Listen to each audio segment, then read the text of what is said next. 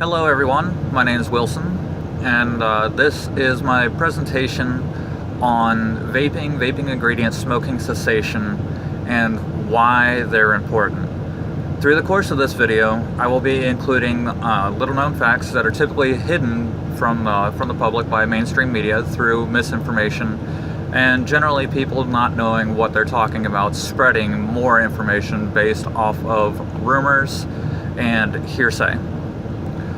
The information I'm going to provide is thoroughly documented. It has been documented for quite some time, generally pretty close to about the last 75 to 100 years of use for a large portion of the applications. For other ingredients, the last 60 years or so will also be referenced and hopefully provide a better general view of what we're looking for. Don't mind my studio here. Try to make it about as pretty as it's going to get. Lighting is not much better. So without further ado, please sit back, learn, and enjoy. Alright, so next to me here I have the top 12 most successful smoking cessation rates listed from worst to best. And we'll get into the further details of why vaping is so important later. Coming in dead last, nicotine gum. The permanent quitting success rate is less than 1%. Basically, it's placebo effect. So, for those of you that don't know, placebo is basically mind over matter. If you believe it's working and you're really taking sugar, it's not going to do anything. Number 11. Scary CDC commercials show a smoking cessation rate of less than 4% permanently, literally being scared into quitting smoking. They spend millions of dollars on these commercial ads, truth and what have you, for minimal success. The patch, nicotine patch, shows a permanent quitting success rate of 4 to 5%. 91 out of 100 people who quit smoking using the patch within 24 weeks return to smoking. Not a very high success rate. Cold turkey, 5%. 5% permanent success rate. Now with cold turkey, there's also several other negative side effects. By completely eliminating all of those chemicals from your body, by quitting with the cold turkey method, you're putting an intense amount of stress on your body. Your heart rate is going to go up, your blood pressure is going to skyrocket, and you will show signs of physical stress.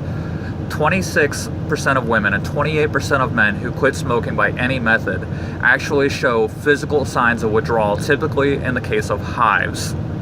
It's pretty nasty. Medications such as Chantix or Zyban shows a permanent success rate of 7%. Acupuncture, leaving my personal views out of it, 8%. Hypnotherapy, if you believe hypnosis works, again, personal views aside, 10%. We're not doing very well halfway through. Traumatic, life-changing events. Family members dying from cancer or smoking-related illnesses. 20%. Getting better. Planning to have a child. Another more significant, not immediately traumatic, life-changing event. 50% success. Upcoming surgery requiring you to quit smoking, which again ties into cold turkey. You're going to have some issues. 65%. And I personally believe that a lot of that is due to the length of time that you typically go for inpatient surgery to go through the chemical detox that is necessary, which again we'll get into later. E-cigs and vaping. Now e-cigs are not vaporizers. Not like this. This is not an e-cig. This is a vaporizer. E-cigarettes revolve around a nicotine replacement delivery system by simply switching out your cigarette for something that resembles a cigarette. Now, according to this, there is a 30% or greater, upwards of 70% margins of smoking cessation rate permanently by using an electronic alternative, we'll go with. And number one, which I believe ties into the e-cig vaping category, shows over 90%. Now, this is important for one key reason.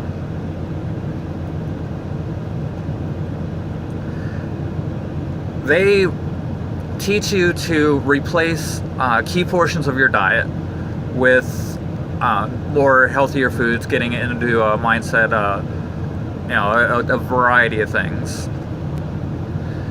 To date, they give credit to the success by combining chemical knowledge, behavioral modification, and nutritional guidance, which we'll get into here in just a moment on why vaping works.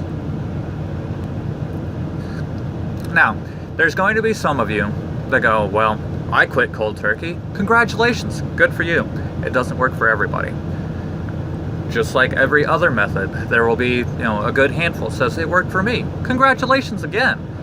Proud of you. Way to go. You did it for you, for somebody else, whatever. You're on your way to living a healthier lifestyle. There's going to be hundreds, thousands of people, including myself, my wife, who have used vaporizers to successfully kick cigarettes altogether. Congratulations. Way to go. This isn't necessarily for you. If it helps you to educate other people, wonderful. This is the goal of this video, is to eliminate the misinformation with already readily available public information, so you can fact check and make fully educated decisions. So, let us take a step back and go back to historically. There's a notable study in 1942 on the health benefits of inhaled propylene glycol, one of the key ingredients that acts as a flavor carrier for e-juice, such as this bottle here.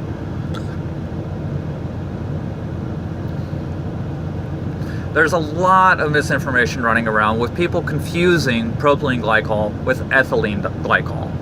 Just because it is an anti-freezing property does not mean it's antifreeze. Do not get the two confused. Now, this 1942 study was conducted by Dr. Oswald Hope Robertson of the University of Chicago Billings Hospital. He studied the inhalation properties of propylene glycol and how it impacted laboratory mice.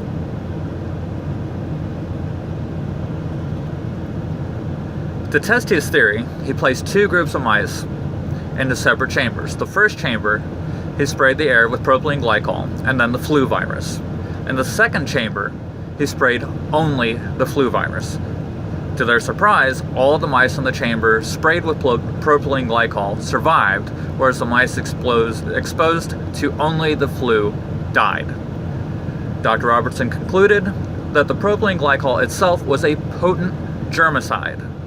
1 part of glycol in every 2 million parts of air would, within a few seconds, kill concentrations of air-suspended pneumococci, streptococci, and other bacteria numbering in millions to the cubic foot. Why is this important? Because it is the same ingredient that they now use in every hospital ventilation system and a majority of inhalers for the medicinal delivery process. It's potent. It works. It's healthier. Not necessarily non-toxic, but the toxicity levels of propylene glycol, or PG, are extremely low. They don't even register on a test. So, what exactly is PG? It's essentially a synthetic liquid that absorbs water. Today we use PG in many cosmetics, food, and pharmaceutical products, also used in fog machines, which is combined with VG to make the fog. We'll get into that one later.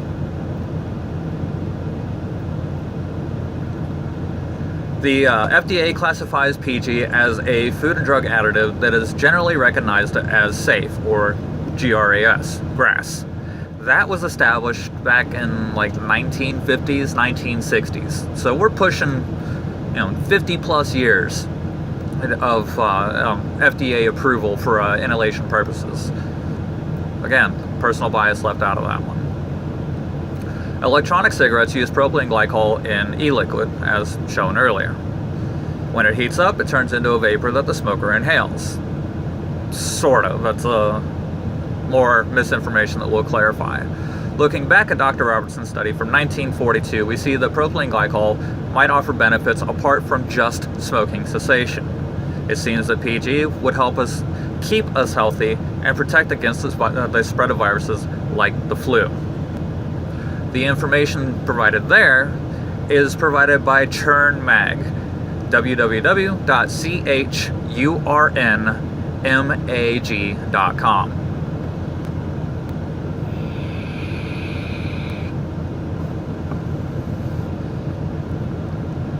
Vegetable glycerin, or VG, as it's more commonly known, especially nowadays with vaping becoming more mainstream.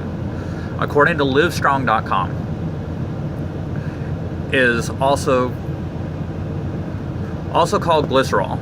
It's made from soybean, coconut, or palm oil, so it contains no animal products. Vegetable glycerin is used to keep foods moist, help mix oil and water-based ingredients, and sweeten foods. For diabetics, it's used as an alternative to sugar.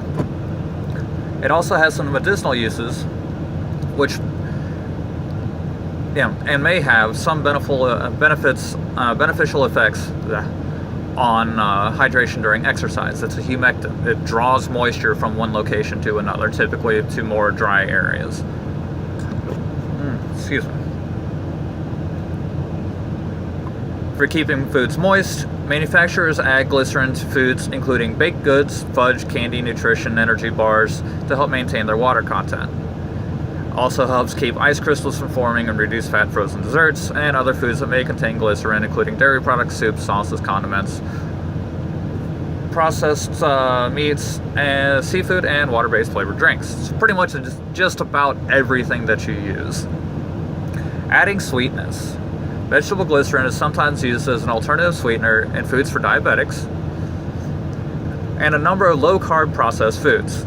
It's actually less sweet than sugar and has more calories because it falls in the same group of carbohydrates as sugar alcohols, but it doesn't affect blood sugar levels or affects them less than half of sugar, according to the licensed dietitian nutritionist Monica, I can't pronounce her last name, looks like Reinagel. Glycerin is well absorbed by the body and then converts into glucose. However, it may have an effect on blood sugar more similar to sugar than to sugar alcohols. Now, vegetable glycerin is processed by the body, literally as sugar, metabolizes and passes out through the urine near harmlessly. Obviously, with the warnings to diabetics, manage your diet. So for vaping diabetics, COPD, upper respiratory issues, with the moving of the moisture in the body due to it being a humectant, it's definitely something you want to talk over with your doctor and ensure that, depending on what the medications are that you are on and the diet specifically that you are using to manage your diabetes or your other afflictions, that it's not going to conflict with whatever your ailment is. Our final ingredient, nicotine. Subject to some of the most grossly misunderstood, misdiagnosed, and mistreated studies known to man of any other ingredient. It's become the common scapegoat for practically everything, the proverbial bad guy for cigarettes. We know that through cigarettes there's over 4,000 known chemicals. 269 of them have been proven to cause cancer through various stages and several types at that, and beyond, California, because everything causes cancer in California. So cigarettes, 4,000 chemicals, 269 known to cause cancer. You've got carpet glue, propylene glycol, rat poison, stuff I can't even pronounce because I'm not a chemist. The nicotine that they use is not the same nicotine that is used in this. This contains untampered natural sources of nicotine. The nicotine that is contained in cigarettes and other tobacco products is what's called freebased. By freebasing nicotine, it is mixed with ammonia, which forces the brain to react with it on a heightened level, which also aids in the chemical cocktail of creating chemical dependency. Now, there have been more recent studies that have shown definitively that nicotine alone is no more addictive than caffeine. That's not to say that it is not addictive at all. That is to say that it is no more addictive than caffeine, and caffeine is near daily consumption. So, according to how stuff works, the smoking and health hazards of smoking tobacco use are well known and have been for quite some time. Probably, about the last 30, 40 years or so. A lot more documentation has come to light to show why we need smoking cessation and the chemical purge to get out of that dependency. Smoking is the chief preventable cause of death in the U.S. and major contributor to many types of cancer, heart disease, and other seriously potential fatal conditions. Aside from that, cigarettes are also expensive, addictive, and they leave a bad odor. You don't realize, as a smoker, how bad you smell until you quit. Then it'll make you want to vomit. Your clothes will stink, your house will smell funky, your vehicles are just disgusting and foul. While some of us, including myself, we appreciate the smell of fresh tobacco burning, smelling like a burnt cigarette is gross. Moving on. Medical research has begun to show one interest in the reviled components of cigarettes being nicotine. They're interested in this potent, powerfully addictive substance for its health benefits. Again, more recent research has shown that nicotine is no more addictive than caffeine. So as far as powerfully addictive, on its own, without being mixed with ammonia, not freebased, not as addictive as they would like you to believe. Your brain actually has chemical neurotransmitters that are designed to receive nicotine as it reacts in a similar fashion of acetylcholine. Your body breaks it down, processes it, increases dopamine, serotonin, melatonin levels, keeps you in a constant state of fight or flight or greater increased focus. Where we normally feel that it's calming us down, because nicotine is both a stimulant and a depressant, it's actually allowing us to process more information faster, giving us that feeling that we're slowing down. Now, this portion in particular, because I've done vast amounts of research on nicotine and finding sources that support the more recent research that is a little less unbiased, I'm going to spend a little bit more time on it in particular. More notably because it is the one ingredient that everybody is absolutely terrified of when it comes to determining how to find their smoking cessation device, route, equipment, what have you. Over the past decade, new research has taught us more about how nicotine affects the brain and the body. Some of its good news, for example, a lowered incidence of Alzheimer's disease in smokers. Research has pointed to a compound called acetylcholine as the reason. Nicotine is structurally similar to acetylcholine, a naturally occurring compound that serves as a neurotransmitter. Nicotine binds to the nerve receptors and makes nerve cells fire more frequently. In one study, a group of Alzheimer's patients were given nicotine patches, while another received a placebo. We touched on the placebo effect earlier. Those with nicotine patches maintained their cognitive abilities longer and sometimes even recovered lost cognitive function. Very important process there. A follow-up study indicated that nicotine may also boost cognitive abilities in elderly people who aren't suffering from Alzheimer's, but who are experiencing the typical mental decline associated with age. That's huge. A giant leap in psychological pharmacological use of just natural nicotine. Another medical use here, a 1982 study revealed that patients with ulcerative colitis had fewer flare-ups when taking nicotine. However, Side effects prove nicotine itself to be a poor long-term treatment. I don't know a whole lot about ulcerative colitis. I just know it sounds pretty freaking bad. In 2000, a study performed at Stanford revealed surprising results about nicotine effects on the blood vessels, contrary to popular opinion. The study showed that nicotine actually boosts the growth of new blood vessels. The discovery led to new treatments for diabetes, going back to monitoring your diet and other benefits of other ingredients that are used in e-juice. Many people with severe diabetes experience poor circulation, which can lead to gangrene and ultimately to limb amputation.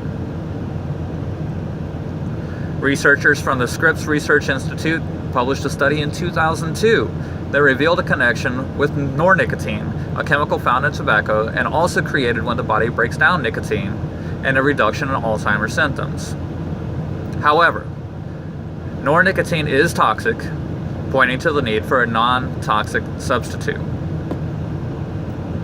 In 2006, Duke scientists found that people with depression were treated with nicotine patches reported a decrease in their depressive feelings. The result were perhaps not surprising for a drug associated with imparting a buzz. However, the research also showed a direct link between nicotine and an increase in the release of dopamine and serotonin, two vital neurotransmitters. A lack of dopamine or serotonin is a common cause of depression.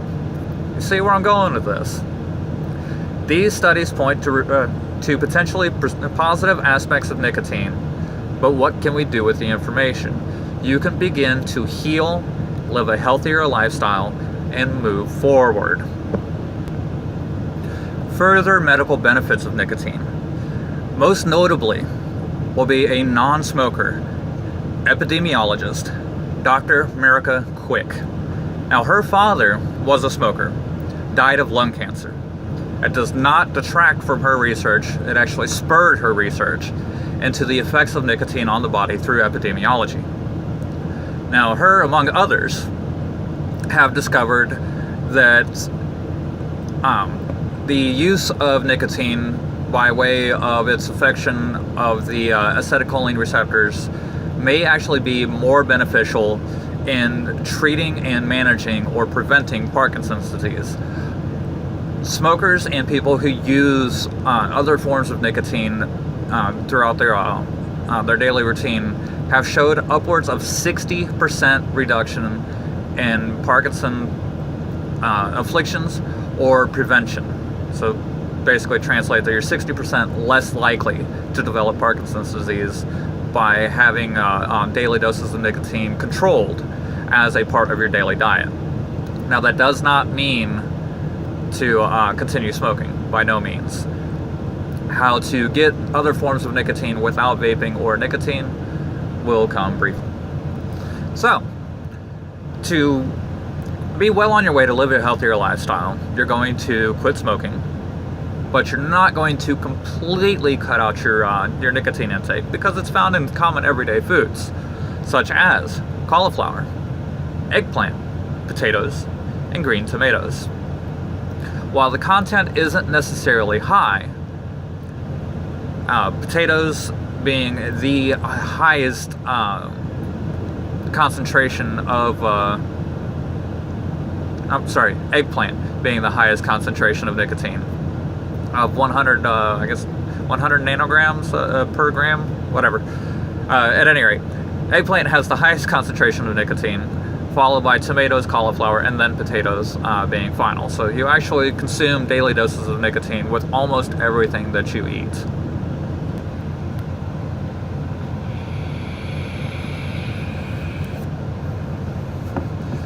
So, now you got a few basic facts on propylene glycol, PG, vegetable glycerin, VG, and nicotine.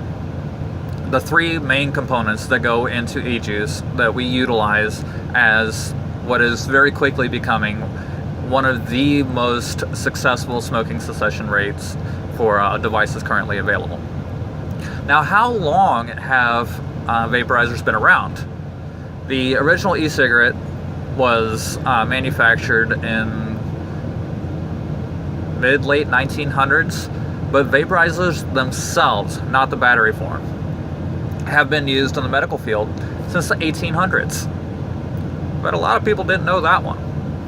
Over 150 years of medical application for vaporizers. But scare tactics and misinformation has misled the public. We have it here. The first patent on an e-cigarette was actually filed April 17th, 1963. This isn't new tech, but a lot of people would like you to believe that it is.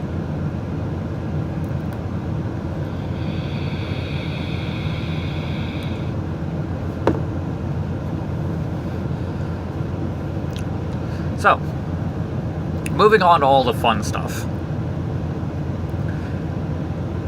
You've got your information, now you want to quit smoking. You walk into a shop, you buy online, somebody gives you a grocery list, which is typically what I do. You know, tell people to shop around, I give them a list of either items that I use or that other people have very highly recommended through user reviews and whatnot.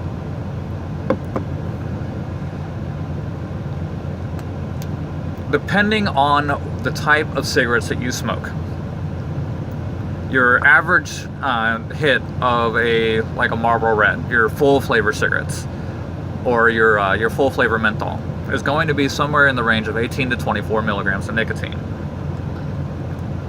And that is very important to know. Typically, a lot of us make the mistake when we first go in and buy our equipment of just getting a little pen or some of the lesser expensive devices. You're going to upgrade later. First, you need to be able to determine your nicotine level. Your nicotine level is going to help you replace the daily dose of dopamine that you're normally getting from your cigarette. If you're just starting out on a basic device, you're probably going to start somewhere right around 12 to 18 milligrams. Now, in a 30 milliliter bottle, 1 ounce, it is 18 milligrams of nicotine per milliliter of juice. So, let's break out a calculator real quick.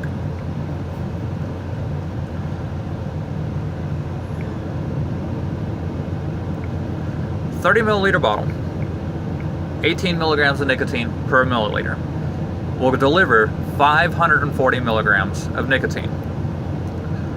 Roughly the general equivalent of about a pack or two of cigarettes. So it's going to last you, several days. If you're a pack-a-day smoker, you're gradually going to stage down. And your nicotine levels will start to be affected, where you're going to end up reducing. Alright, so let me take a step back before I start to scare the hell out of everybody. So, having a general idea of where to start your nicotine level to correspond with the type of cigarettes that you currently smoke is important. Starting out with a decent or even a low-end device is also important, because it's about nicotine replacement. Oops, and I'm going to make a mess.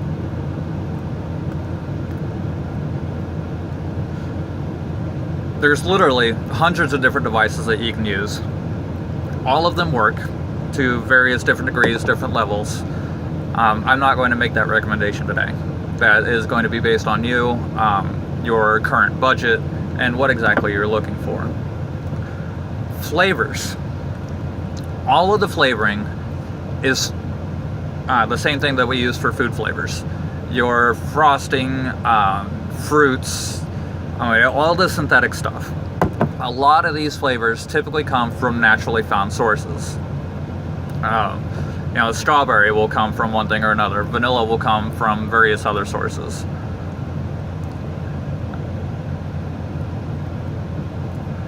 To the best of my knowledge, diacetyl, the whole scare for popcorn lung, while the amounts of toxicity that were originally tested to in e-juice when it was widely used have been found to be negligible.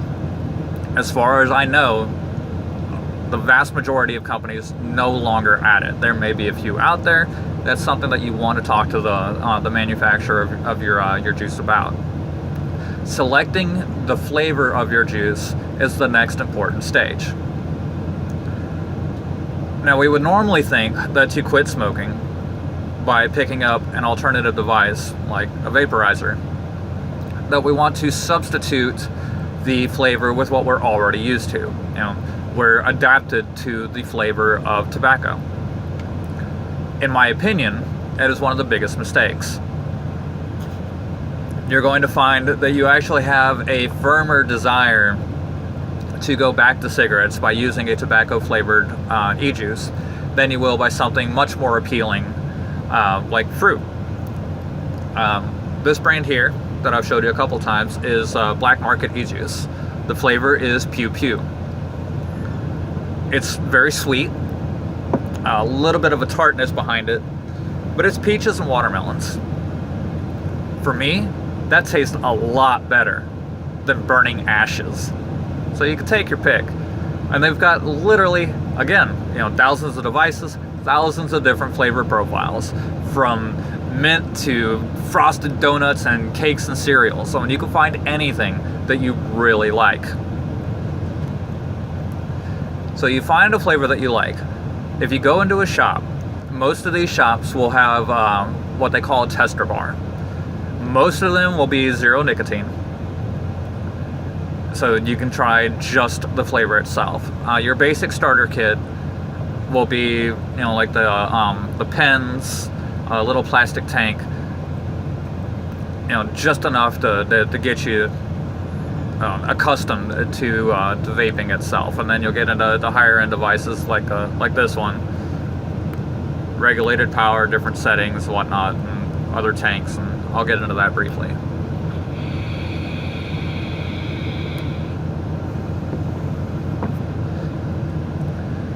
A good shop, the way you'll know that you found one that will help you without giving misinformation, will explain to you how to select not only your flavor but your nicotine level and your propylene glycol to vegetable glycerin ratio.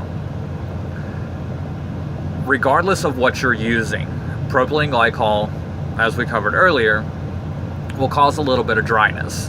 It has like a 2% affliction rate for people that actually have like eczema, rosacea, that kind of thing, with showing an allergic reaction on skin contact. But it creates this like dry scratchiness in the back of your throat, and it burns a lot hotter. The cloud that you see that vapors are producing, like the one I